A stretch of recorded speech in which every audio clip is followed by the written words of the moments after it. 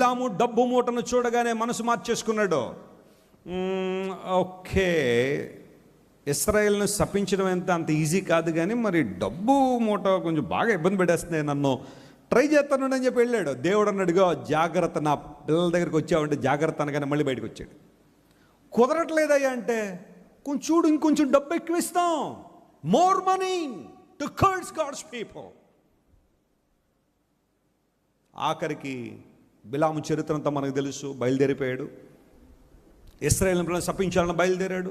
బయలుదేరుతున్న మార్గంలో 3 సార్లు అడ్డుకున్నప్పటికీ కూడా, గాడిద ద్వారా దేవుడు బుద్ధి చెప్పినప్పటికీ కూడా బిలాము ఆ మాటను వినకుండా ఆఖరికి వెళ్ళి నిలబడ్డాడు.